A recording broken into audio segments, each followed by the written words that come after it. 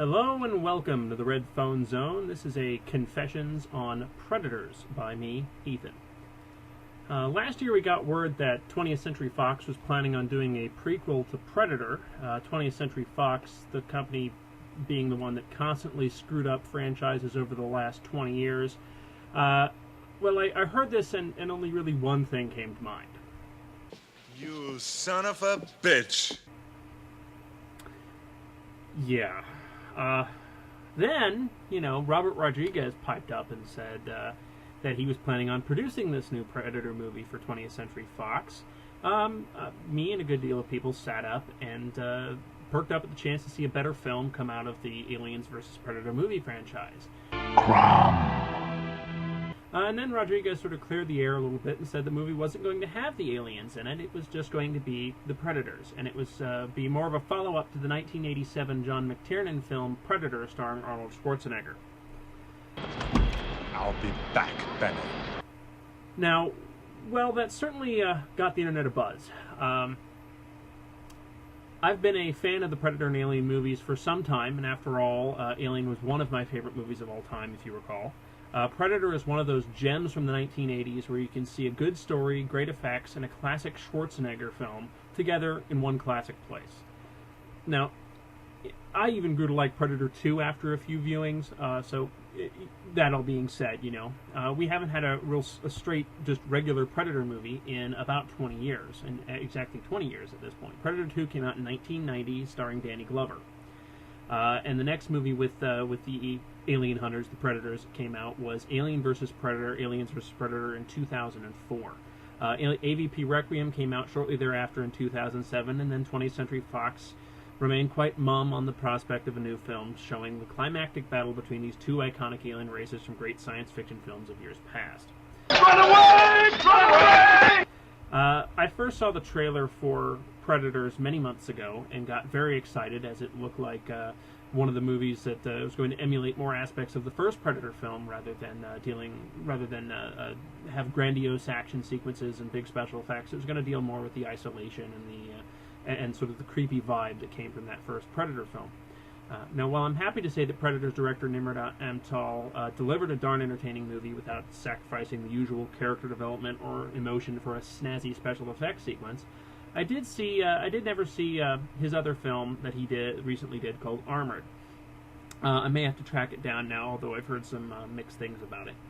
Amtal did a very good job in this movie capturing the feel and the emotion of the first film, both in tone and also with the music. There's a lot of nods to the original music, the original score, and the original film in Predators.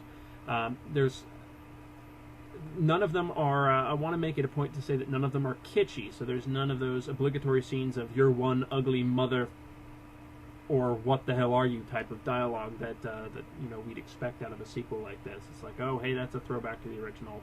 There are a few things in there, but none of it is done in a way that is kind of like, haha, we're gonna give you a big wink at this one.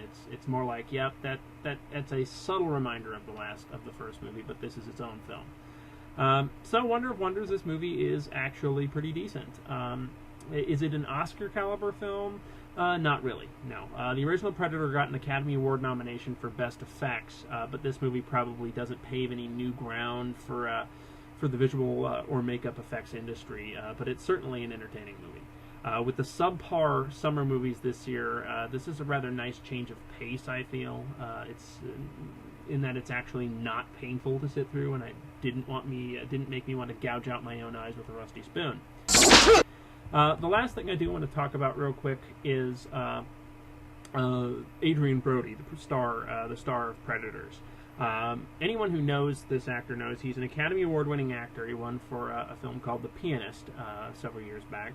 And in that movie, he was very much he's a scrawny guy, and sort of that's the image people have of him. And if that's the image you have of him going into this, it's going to be quite a shock to see him.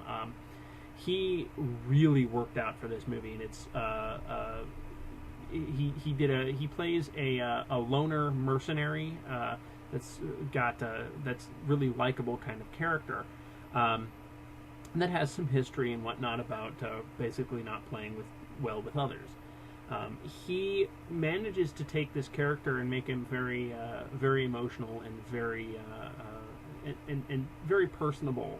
And I don't think any other actor really could have done that. So I think Adrian Brody did a fine job.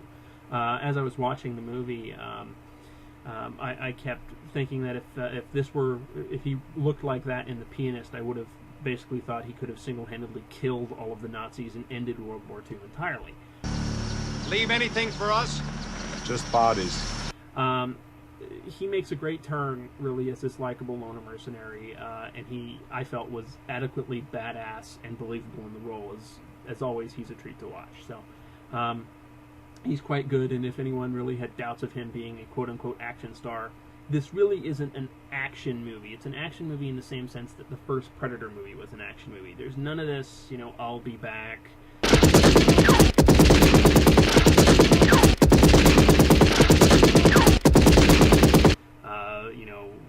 Crazy stuff like that. There's still, big fights going on here and there, but it's not over the top like you see in a lot of the action movies nowadays. So, all in all, Predators is a good time sink of a movie. You can go see it and enjoy it for what it is. It's a movie that doesn't that knows its place. It doesn't try to do things that it shouldn't. So I would say I'd recommend that take an afternoon, relax, and go see this movie. It's well worth the price of admission. Based on the other really lackluster fares that have come out this summer, this is a nice, very refreshing treat to have a movie that's actually decent. And I do plan on picking it up once it comes out on DVD. It requires something with a little more kick. Plutonium! Now, going to the Red Phone ratings, I'd give story on this one a positive rating. The story was quite was pretty good. I wouldn't say it's the best, but it is what it is. The acting in it, as I said, I thought Adrian Brody did a fine job, so I'm going to give him a positive one.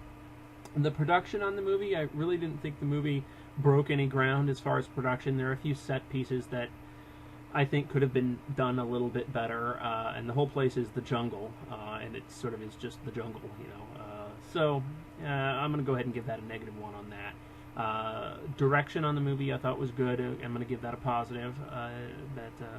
Nimrod Antal did quite a good job sort of keeping the pace of the movie and sort of getting these other characters into the film, this sort of this ensemble feeling, and it worked out pretty well. I'm also going to give the effects in the movie a positive rating. Really, there's nothing in the effects that is just mind-bogglingly awesome. It's still a decent film, and the effects in it aren't bad at all. So that brings the total of the movie to an 8 out of 10. So I'm not going to bring the caveat in on this one. I don't think it really needs it. It's an enjoyable flick. I would highly recommend you go check it out.